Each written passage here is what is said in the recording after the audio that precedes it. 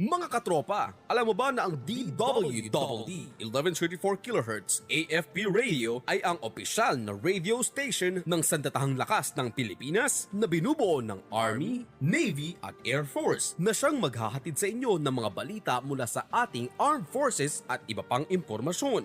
Mga katropa, hanapin at ilike kami sa Facebook, Twitter at YouTube. DWDD AFP Radio, ang boses ng Kawal Pilipino.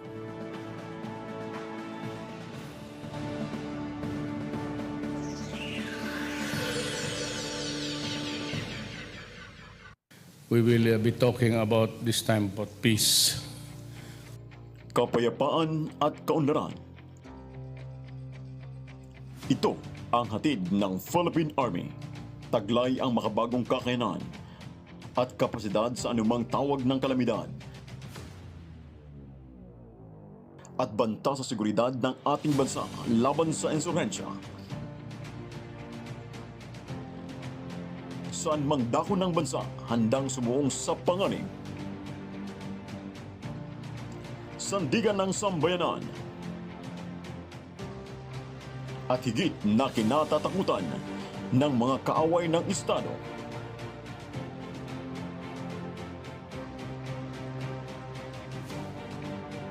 A modern and capable Philippine Army at 125th Kapayapaan para sa lahat.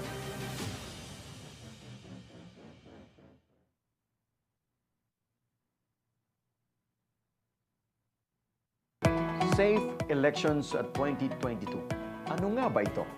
Ito ay nangangahulugan ng secure, accurate, free or fair elections. Layunin nitong na maisagawa ang malaya, ligtas at patas na halalan. Kaya sambayanan, kasundaluhan, kapulisan, simbahan at pamayanan, maging iba't ibang sektor ng komunidad. Halina't makiisa at suportahan ang Safe Elections 2022. Tandaan, boto ay huwag sayangin para sa ikauunlad ng bansa natin. Wala kayo sa tatay ko. Kinuwang libre ang pag-aaral ko sa kolehiyo. Ang tatay ko, namigay ng libreng irigasyon. Wala yun sa tatay ko. Mga tulay, kalsada at infrastruktura. Yun ang pinagawa nun. Ang tatay ko sinagot ang ospital at pagpagamot ko. Sino yung tatay ko? Yung tatay ko? Yung tatay ko, Ang tatay ko? si Tatay Digong. Si Tatay Digong? Si Tatay Digong? Si tatay Digong? Siya ang tatay ko. Mabuhay ang malayang Pilipinas. Kayo ay nakatutok sa DWDD AFP Radio. Kami po ay kasapi ng KBP, Kapisanan ng mga Broadcaster ng Pilipinas. Pakinggan ang mga panapapanahong balita sa News Express Noon Edition hosted by Katropang Rob Suzon alas 12 ng tanghali, Lunes hanggang Biyernes at News Express Afternoon Edition hosted by Katropang Angel Cruz Camomot Martes hanggang Biyernes alas 4 ng hapon dito lang sa DWDD Armed Forces Radio, boses ng Kawal Pilipino. Dahil bakunado na kami, wala na kami pangamba makipagkamustahan. Hindi na kami mag-aalalang lumabas ng bahay. Dahil bakunado na kami magkakaibigan, mas enjoy na tuwing magkikita-kita. Salamat sa bakuna, panatag na ako makapagsisimba. Wala na ding takot tuwing bonding time ng buong pamilya. Res bakuna na para pwede na ulit ang buhay na masaya at walang pangamba. Libre lang magpabakuna. Magtanong kayo sa inyong health center o sa lokal na pamahalaan. As the Philippine Army implements measures to accomplish its mandated mission, there is a unit that silently provides a responsive, secure, and resilient information and communications technology. The Army Signal Corps supports Army units to sustain its operations that are critical to the Army's role of serving the people and securing the land. It provides and sustains the one network needed by the Philippine Army towards its 2028 vision. We are your Army Signal Regiment. One Army, one network.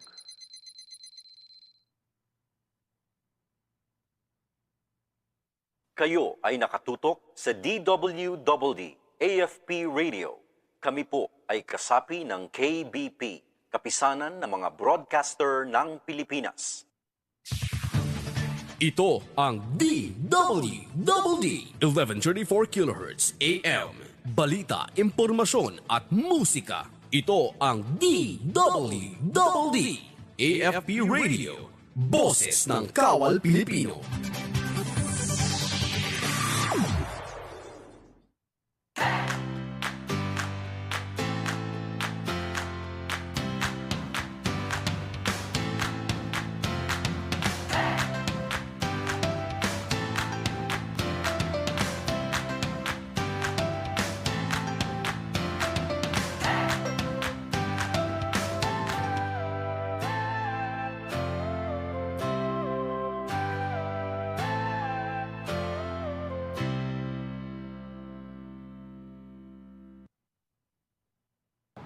Magandang araw mga katropa. Tayo ngayon ay nasa Central Office ng Technical Education and Skills Development Authority. Tara, samahan nyo kaming makapanayam ang Deputy Director General ng Communities and Local Government Unit Services na siya ring chairperson ng Poverty Reduction, Livelihood and Employment Cluster ng NTF-ELCAC. Walang iba kundi si Deputy Director General Gabriel Luis R. Kisimbing.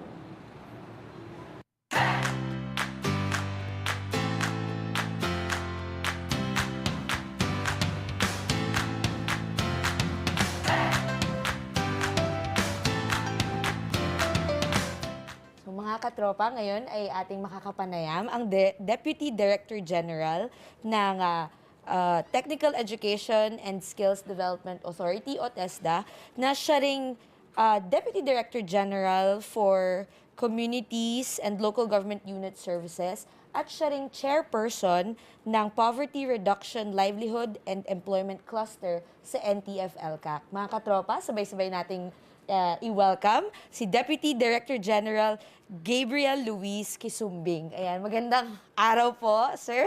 Maayong buntag. Maayong buntag. Good morning to everybody. Yes, maraming salamat po sa pag-unlock sa amin sa araw na ito. And usap lang po tayo, sir, about sa TESDA and sa NTF-ELCAC in general. So, ang unang tanong po, sir, naintindihan ko po na kayo po ay Navy Reservist. Yes. And paano po nakakatulong itong pagiging reservist nyo po sa pag-enforce nyo po ng mga bagay-bagay dito sa ating ahensya ngayon? Well, una sa lahat, no, I feel that being a Navy Reservist, I was a Navy Reservist since 2007. No? Ako kasi po, I feel that being a reservist is really one of the best things that you can do as a private citizen. I was a private citizen at that time to be able to help in times of crisis. As we know, the reservists are very active primarily during HADR, diba? Humanitarian Assistance and Disaster Response. It is especially crucial in areas like where I'm from, Cebu, where once in a while natatamaan po kami ng mga bagyo. At that time, we also had a very big earthquake a few years ago. And just recently, we were hit very badly by Typhoon Odette. It was the reserve forces, hand in hand with the regulars, na tumulong sa mga biktima ng mga bagyo and sa mga biktima ng lindol in other areas. No? That's why, for me, I always found it very fulfilling to be a Navy reservist because it helps me feel that I'm in the front lines of helping our fellow Filipinos in the time of greatest need. Plus, for the other reservists, it's also very good for career development, especially since sa Cebu, madami po tayong mga maritime students.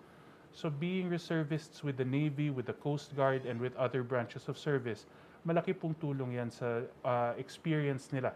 Actual experience nila, and they are better equipped, better trained, and they are more employable once they graduate from their courses. Sa ahensya, sa TESDA, as well as sa NTF-ELCAC, it also helps, because we know that no matter where we are, there are a pool of dedicated patriots that are always willing to answer the call to service, no matter where it might be. And we have embarked recently on a MOA with the AFP, particularly the Philippine Navy and the Army, to train reservists. We test the courses as trainers. Yeah. So that they can go to different parts of the country, they can teach different courses, but also they can work with the regular forces kung may mga kailangan. Alam naman po natin sa mga installation, especially sa Navy installation, there's always a need to have technical personnel. For example, small motor repair for boats, for motorcycles, for vehicles. There's also a need to have electricians, plumbing, even ship's galley. So these are courses that we offer in TESDA, and we are trying to teach the reservists so that the regular forces can be freed up to do their duty, do their regular assignments, and the reservists can take up a support role in the operations of the AFP. Yeah. This is a very exciting point of view kasi po ever since nag-start itong program, lagi po namin ang ini-interview mga sundalo, mga Coast Guard, but hindi naman po namin masyadong nakikita yung role ng reservist dito sa ating kampanya. Kaya it's very, very refreshing na marinig namin ang ginagawa ng mga reservists para din dito. Yes, and we also want there to be a benefit to the reservist. Yes. So aside from the benefit to the operations of the AFP, the reservists also learn skills, and we're working it out that even the assessment and the certification will be free for reservists. Yeah. So that TESDA can come in, teach them the course, and they have national certificates, Yeah. NC2s, to add to their resume also for their employable skills. Okay, that's very good to hear, sir. And speaking of skills training po, sa tingin niyo po ba na yung ito pong mga pagbibigay ng mga trainings and programs na ganito, mga skills training, ay makakasolusyon po ba ito sa mga problema na kinakaharap po ng ating bansa? Most particularly siguro po is yung problema ng insurhensya. Well, ganito lang siguro. I don't think there is a single Filipino that if given the choice would take up arms against another Filipino. Diba? Ganun lang naman talaga yun eh. Tayo pa naman mga Filipino. We are bred to be loyal to family, loyal to community, and loyal to each other. Even though there's rivalry between Bisaya Tagalog, between different groups, at the end of the day, we recognize the fundamental truth that we are all Filipinos and we all love each other. Yeah. So why did the insurgency happen? It's because of lack of opportunity. It's because of sometimes political reality. People in the hinterlands, sa mga tinatawag po natin ng mga GIDA areas, which are geographically isolated and disadvantaged areas, hindi po naabutan dati ng mga serbisyo ng gobyerno. So syempre, yung mga tao in the GIDA areas, talaga pong naghihirap. Malayo po sila sa poblasyon. Yung poblasyon is the center of the town, where the economic opportunity usually is. Malayo po din sila sa poblasyon where all of the government services are. Yes. So what ends up happening is they become frustrated. They have it so difficult that when a group such as the CTGs come along, naloloko po sila. Diba? They're being taken for a ride in exchange for what is really almost nothing. Yes. Diba? But that was also a failure of government in the past. But with the Duterte administration, we have seen a radical shift in the delivery of programs and services. When the EO70, the whole of nation approach, was institutionalized, the model was turned on its head, in that the President ordered that all of the lines of efforts, all of the agencies under the NTF-LCAC had to make those GIDA areas, what was once an isolated and very economically disadvantaged area. The President ordered all of us to make sure na yan po muna yung kailangan puntahan, to make sure that economic opportunity reaches everybody, and to make sure lahat po tayo ay may chance to be able to benefit from the riches of our country. And that is what we've been doing since 2018 under the PRLEC and under the NTF-LCAC, is making sure precisely that these areas are the first to feel the benefit of the government services. And we feel that it's borne fruit, no? Because we've had tens of thousands return of former CTGs return back to the fold of the law. And of that, so many of them have availed of projects, programs, and services of the government because they feel for the first time in decades na meron silang oportunidad. There's in Bisaya we call it paglaom, diba? It's hope. Yes. Na there's a chance that there is hope for the future for the first time in decades. Yes. We've seen some FRs avail of our training sa TESDA that are in their 60s, 70s, and it's heartwarming to see because sometimes you will sit when you go to the graduation or if you go to the opening of the program, sabihin po talaga nila na first time pa nila maka-avail ng program sa gobyerno. Yung iba umiiyak because it's the first time that government agencies have even gone and visited their places. Diba? So it represents, this entire effort, we feel, represents the greatest chance at peace and a lasting peace that we've seen for a very long time. That is why kami sa TESDA, as well as all of the other agencies under the NTF-LCAC, we are also excited to continue the implementation of this program because, you know, even the law enforcement agencies like the AFP and PNP, wala pong ni isang police, wala pong ni isang sundalo na gusto ng gera. Totoo po. Diba? Siyempre, it is, diba, there's an old saying that it is the soldier that longs the most for peace. Yes. So, what they want to be able to do is to be agents of change, agents of peace and stability. And through the NTF-LCAC, I think we see the light. Oh, that's very good to hear. So actually, nakakatuwa po talaga marinig yung mga ganyan. And yung fact po na natatanggal na po sa poblasyon yung mga, hindi naman sa natatanggal, pero nagiging priority na din po yung mga outlying villages to be able to provide yung mga basic needs for the communities. Well, the political reality of it is, sabi po kasi nila, yung pinaka-favorite sport ng mga Pilipino ay basketball. Di po totoo yun. If you listen to anybody that, if you go to any barangay and any sitio, they will tell you the favorite sport of Filipinos is politics. Diba? So, ang dami talagang politicians that choose to implement programs and projects in the most vote-rich areas. Diba? They choose to implement it in the biggest barangays. Yes. So, what you end up seeing is the barangays with the highest populations end up with the most number of projects and services, which is fine. But you should not also do it at the cost of these smaller communities that are politically maybe not as strong because naturally these GDA areas have a smaller population. Mas mahihirapan yung mga government agencies puntahan kasi in some cases wala mga daan, wala mga infrastructure to support. So in many cases, some politicians consider it an opportunity cost na, sige, para mas malaki yung return sa boto, dito ko na lang ilalagay yung mga funding for projects. And since maliit lang itong community na ito, wag na natin lagyan masyado. Yes. Pero it's precisely those communities that are the most vulnerable to insurgency and recruitment. Yes. Which is why, again, like you said, under this model, that is no longer the case. Yes. Now, the farther you are from the poblacion, the more the Duterte government is reaching out, the more the NTF-LCAC is making sure that economic opportunity reaches all.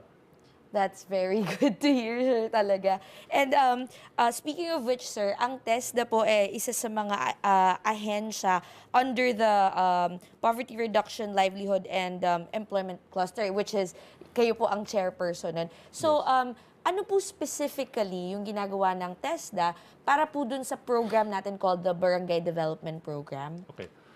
Ang tanong, ang sagot dyan is basically it depends. Oh, okay. Mahirap to quantify exactly. It depends kasi hindi siya one cookie cutter solution para sa lahat. Depende po kung ano yung kailangan ng community. Ano yung mga resources na available sa kanila. yun po yung i-implement namin. For example, in Bukidnon. Bukidnon is traditionally one of the provinces that has the most number of insurgency-affected barangays. Now, what Bukidnon is also known for is vast and very lush agricultural lands. Diba? So, there are some communities, for example, that we visited in Bukidnon, na it takes them roughly, more or less, about 45 minutes to an hour to go down from their barangay to the poblacion, to the mercado, to buy fruits, vegetables, whatever they need, and then 45 minutes to go back.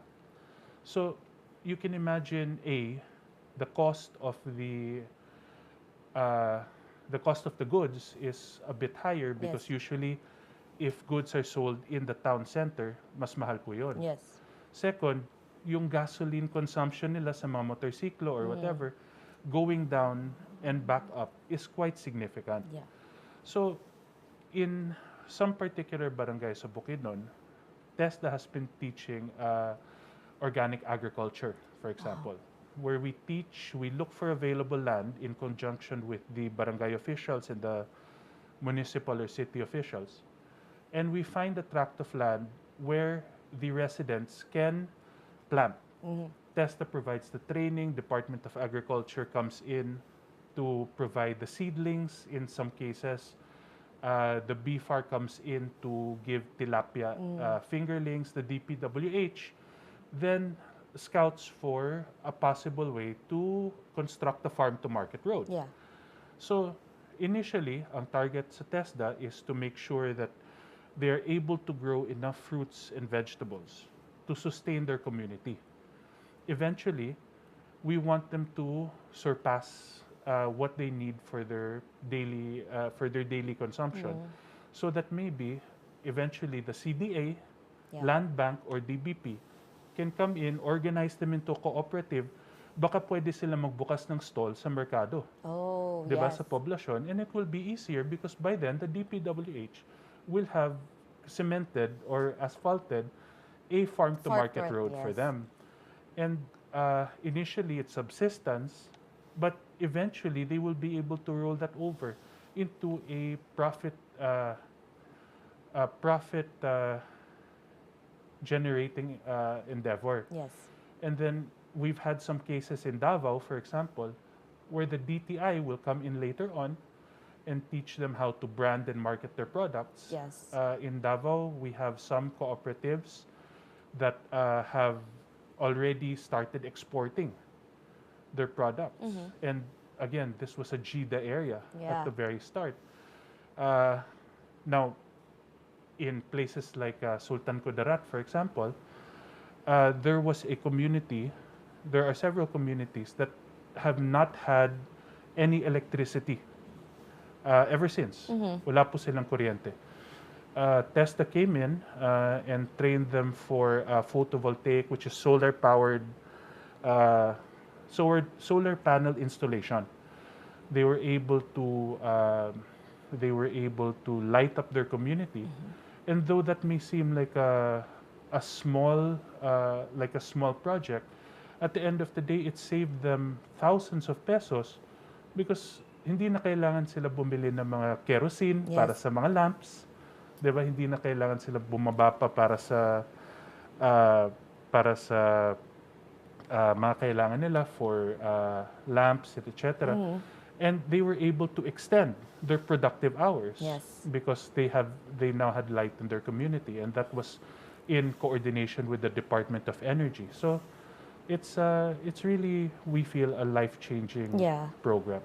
And actually nga po, tama po yun na sa isang community, it depends. Wala po tayong, parang yung one size fits all. Yes. So, ang ginagawa po siguro ng TESDA is na ina-assess nila kung ano yung kailangan ng community, and yun po talaga yung mga trainings na ginagawa nila for them. Yes, but in conjunction with the community. Aside from us, when we come in, we do a TNA, we call it Training Needs Assessment. So we work with the community, we come in, We talk to the leaders of the community. Tinatanong po namin anong gusto nyo. Tapos tinitingnan din namin kung ano yung available sa area. And from there, we give them a menu, so to speak, of programs and projects that they can avail of. Yes. And sa tingin niyo po ba, itong mga pagbibigay niyo po sa kanila ng mga skills and training programs, ganyan po, nakakatulong po sa kanila in the long run pagdating po sa, specifically po sa mga former rebels natin, when they reintegrate themselves back to the communities? Yes, definitely. We've seen a lot of, ang maganda po kasi dito is that a lot of the batches of trainees for the FRs have been over the period of the pandemic. So many of them were able to learn usable skills that they were able to take advantage of during the pandemic, such as, again, agriculture. But then there are also a lot of people that took up small engine repair, that took up food preparation, baking, etc. So these were things that they were able to immediately use, because sa TESDA, when we finish the program, we also give toolkits. Diba? So for example, sa engine repair, motorcycle repair, pagtapos po nila, may mga toolkits sila. So kaagad, they were able to use it as an income generating activity for them and their families. Sa baking, for example, we give ovens. So they were able to immediately do it. And during the pandemic, it was a big relief, no, to all of our graduates, but especially the FRs, because the only thing that they had to purchase to start their activity was the raw materials, flour, eggs, milk, etc. But all of the equipment and all of the cost-heavy equipment is part of the cost of a TESDA scholarship. Oh, that's nice. Yes. And sa mga ganito pong pagkakataon, ang mga trainings naman po and yung mga binibigay niyo po sa kanila, they're all credited, no? So, if they want to siguro apply for a proper job siguro sa city, or if maisipan po nila na mag-apply abroad, these skills and trainings are credited naman po? Yes. Ang maganda kasi dyan is the TESDA has the NC, no, the National Certificate. Once you finish with your training, you are assessed at accredited assessment centers nationwide. And these NCs, the National Certificates, we've found have been recognized all over the world. Oh, nice. For example, our NCs for welding, our NCs for heavy machine operation. Usually, sa training pa lang, the recruitment companies are already visiting the training, because the world over, there's a need for welders, construction, for heavy machine operation, and they know that the Filipinos, number one, are the best in the world. Plus, with the backing of TESDA training behind them, they know that they can count on international standards. So we're very blessed, no, that the world has recognized the talent of the Filipino people, and through the NC, we're able to assure employers, both foreign and domestic, that the standard of education and skill is very high. Yes. So let's backtrack a little po. The past few years, it was established noong 2018 Task Force Balik-LOOB, and then nag-grow na po siya into the National Task Force to End Local Communist Armed Conflict, which is NTF-LCAC. And we would just like to know kung ano yung mga projects na nagawa niyo po with the Task Force Balik-LOOB in service to the former rebels po. Well, primarily, ang papel po namin as TESDA is twofold. No? One is to provide the livelihood and skills training. So we've been able to work with a lot of different agencies, but primarily the AFP and the PNP, to make sure that we're able to provide skills trainings, and we're able to link up with our other agencies like the DOLE for employment, POEA, etc., to make sure that there is follow through after the training. Sa TFBL in particular, we've been able to, over the last 3 years, train over 20,000 FRs already.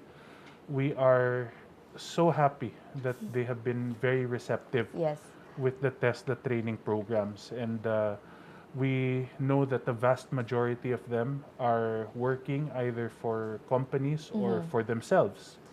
Diba? Because many of our TESDA courses are also for self-employment. Yes. So we have been honored to be part of that kasi para namo, para sa amin, we are, that is our core mandate, is to be able to change the lives of people through teaching employable skills. Yes. And kanina po, you have been mentioning several agencies like yung DOLE nga po and yung mga BIFAR, ganyan. Yes. So for you, how important is the whole of nation approach na talagang kinakampaign ng both Task Force Balik-LOOB and the NTF-LCAC? It's a game changer. It really is the most bold step that we've had to ensure a lasting peace. Because in some cases, the government tends to operate in silos. Yes. Diba? In the past. Diba? The DSWD, they will do their own thing. The DOLE will do their own thing. Sometimes, duplication. Sometimes, there's no intervention at all in some places. What the whole of nation approach does is to make sure that all of the agencies and instruments of the government understand that it is their job to make sure that they fulfill their roles in serving the Filipino people. So all of the specializations, all of the competencies of all of the agencies are brought together under one roof to make it easier, not for the government, because it's not easy for the government to implement the whole of nation approach, but it's easier for the Filipino people and the citizens that we serve because we go to them, not the other way around. Yes. And meron po bang mga kayong nakaka-partners ng mga private institutions? Dami po. Oh. That's one of the priorities of the PRLEC, the Poverty Reduction, Livelihood and Employment Cluster, of which TESDA is the head agency, is to make sure that there is a private partner. Number one, for sustainability. Kailangan talaga na yung private sector is involved. It cannot be purely the government by itself because there are many things that the private sector does much better than the government. And there are many things that the government does much better than the private sector. Yes. So there has to be a synergy. And we find that when the private sector is involved, once the government project is terminated, because the government cannot implement a project forever, yes, the private sector is able to sustain the project on a much longer basis and a much more sustainable basis. And willing participants naman po itong mga private sectors natin sa... Oh yes, they believe very strongly. Madami po kasi sa mga private sector companies are affected by the insurgency. Diba? For example, in some areas of the Bicol region, some areas of Mindanao, many of these companies were victimized by the CTGs. Diba? Either they were asked to pay taxes, or in some cases their machinery, their buses, their towers were burned or bombed. So the private sector companies are some of the most motivated to make sure na mahuman ng insurgency because they know that they will be able to benefit, they will be able to grow and expand their businesses if they're not in constant fear of terrorism. Yes. That's really true, no? Marami po tayong nakikitang mga construction sites and ng mga equipment na nabuburn, ganyan.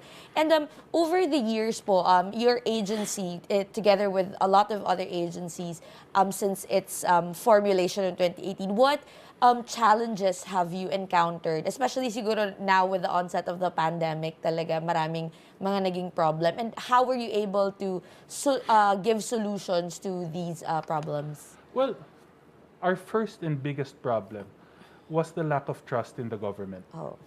Because this is a very new approach. This has not been done in the past. The solution in the past was always a military solution to end insurgency, which is a component, but it is not the entire pie. which is why initially, when we came into the communities, there was a lot of resistance, there was a lot of suspicion. Yeah. And, well, to be quite frank, there was a lot of suspicion for the uniformed personnel. Oh, okay. Diba? Because traditionally, magkaaway. Yes. But that's why in TESDA, one of the first things we did was initiate the CBT, the Community-Based Training Program, in which we partnered with the AFP and the PNP. And we trained them to be trainers. We trained the uniformed personnel to be trainers so that they can go into the community, work with the community, and teach skills to build up the trust level between the community and the uniformed services. And we've also seen over the last few decades that the military has professionalized so much, diba? That Yes. It really has been, it really understands that this is the soft approach that you have to take. If there's a right hand, there also has to be a left hand approach, right? Yes. When you embrace somebody, you do it with both arms, Yes. not just with one.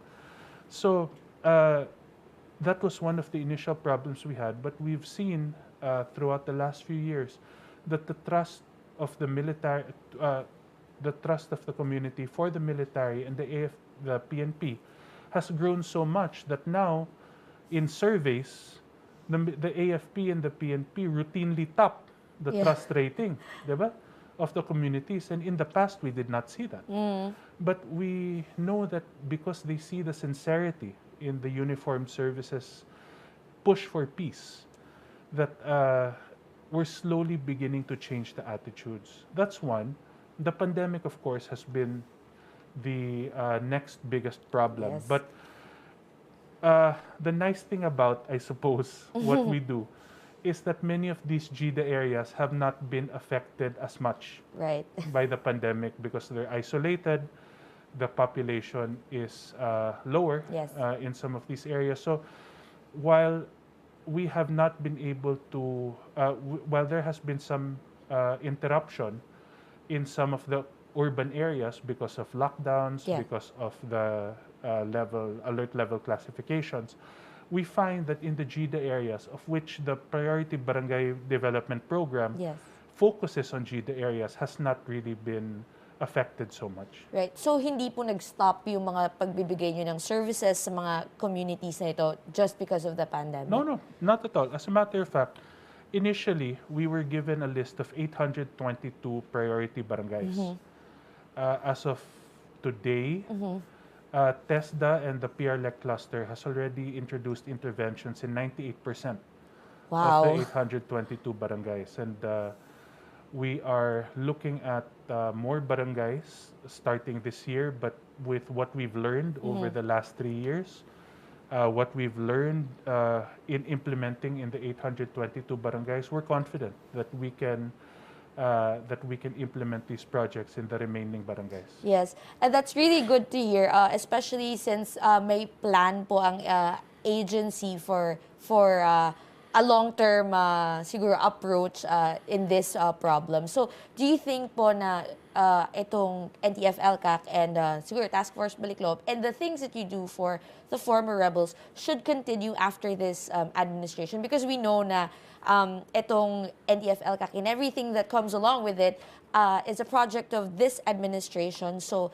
hindi natin sure kung sa next admin ba matutuloy pa ito. But what do you think? Do you think that it should be continued? Well, hopefully, it doesn't have to continue for much longer. Yes. Because when this program ends, that means na humanang insurgency. Yes. We were able to finally... So hopefully it's not something that we'll see 10 years from now. But what's encouraging is that most of the presidentiables have already expressed support for the programs of the NTF-LCAC. Yes. There are some politicians that question some of the facets, but I think on the whole, every single politician, every single presidentiable has expressed the need for a program like the NTF-LCAC. Hopefully, if we're able to continue the track that the president has started and the NTF-LCAC has started, hopefully we'll see it for another few years. After that, you know, if the program is finally terminated because it's no longer needed, that means that we are on the path to a lasting peace. Yes, we did our job. We did our job. Yes. So, final words from you, sir. What can you give our people or siguro yung mga tao po na hindi pa nagsusurrender because of different reasons? What can you say to them? Well, I encourage, no? Sa tanang mga sa tanang nahadlok pa, those that are still worried about coming down, returning to the fold of the government, we'd like to let you know that this government, and I'm sure the next administrations, are going to be very sincere in making sure that all of the promises are kept. Nobody wants war, nobody wants to take up arms against their brothers and sisters if it's not necessary. And with the NTF-LCAC, all of the programs and projects under the NTF-LCAC, we're sure that every Filipino will have an equal opportunity at economic success. So para sa amin, sa NTF-LCAC, sa PRLEC, at sa Duterte administration, we'd like you to know, no, na madami po mga programs, madaming projects ang available para sa ating lahat. Hindi lang po sa mga FR, pero sa bawat Pilipino. We want you to know that there's no reason to fear. The 20,000 plus that we've already trained in TESDA, pwede nyo po tingnan na napakaganda na ng buhay nila. Hindi na sila takot, hindi na sila worried, no, na baka magka-encuentro or baka yung pamilya nila might be separated from them. They have peace. And at the end of the day, tayo pong lahat, ang gusto lang po natin is peace. And last po, yung message nyo to the Filipinos naman po to become partners for peace. You know, our country has faced more than 50 years of insurgency, one of the longest running insurgencies in the whole world. Pero napakayaman po ng bansa natin. Sa natural resources, sa human resources, we are one of the richest countries in the world. It is unfortunate that insurgency, violence and terrorism has made some of the parts of our country inaccessible. Alam po natin lahat yun kasi minsan pag pupunta ako sa Mindanao, pupunta ako sa ibang parts ng Visayas, ng Luzon, may magsasabi talaga na bawal pumunta dyan, naku, delikado dyan, etc. Can you imagine if we had a country where every place, every corner of our country is open for economic activity? Wala na pong matitirang mahirap sa bansa natin. So we encourage everybody to be a partner for peace, a partner for development, and a partner for the future of the Filipino people. Ayan, maraming pong salamat, Deputy Director General Gabriel Luis Quisimbing ng TESDA.